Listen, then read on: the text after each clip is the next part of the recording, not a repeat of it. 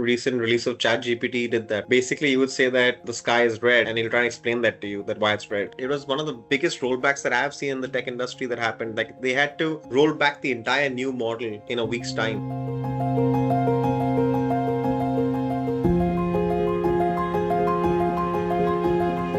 The way I think of LLMs right now, at least for vertical obsessed companies like us, right? So the football, not the sports. Like, I mean, if you think of that, right? The companies that are focused on vertical, I think the real value that we can add is making sure that the data is grounded. And when I say grounded, means like the data doesn't contain hallucinations or does not contain frivolous facts. And also then to have very strong foundational guidelines for your AI to kind of like, stick in that scope. That doesn't just happen by saying, hey, limit yourself to the scope. That's not how easy it is. So I think the point is that how do you actually generate these data sets in real time at scale? How do you verify their integrity of the data? How do you verify that this data is correct, not correct? And a little tricky for us is that sometimes you want to let information that might seem false. But if that's the perception that your customers have, you have to still let that in, right? So it's a bit tricky.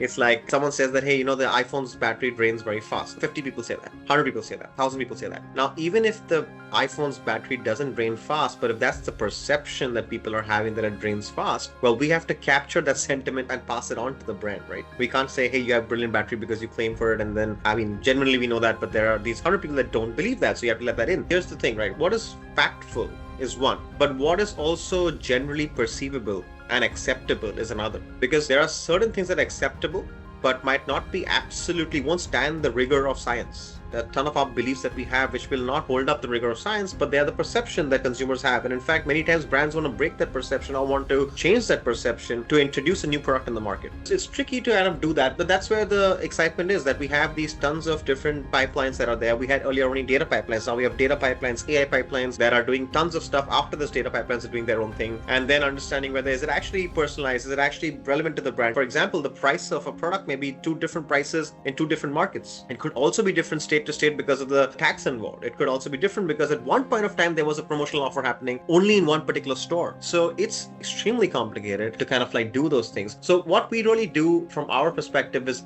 we're obsessed with this fact that it should not hallucinate. So we in fact have in our system any particular output that comes from an AI twin. You can basically select any part of that and say, hey, where did this come from? Why did the twin say this? And for any single word or sentence or paragraph in our platform, you can get a traceback result that says, hey, this is come because in the behavior report, there were 25 to 34 males interested in hip hop music and going to parties. And they discussed that, they kind of like to listen to music on the go, for example, just making all this up, right? All of those data points together led the AI twin to say this particular sentence, and hence this is valid. So I think that's a very key component. It's like how Perplexity put citations into their answers and that got them trust. I think that's a smart thing that they did. We did something without knowing that we were being smart, honestly. We just did it because we didn't want to be a ChatGPT wrapper. But it turned out that it was a smart thing to do. Clients do love that in the sense that you can pick any part of it and you can be rest assured that this is based on real facts and data rather than being hallucinated.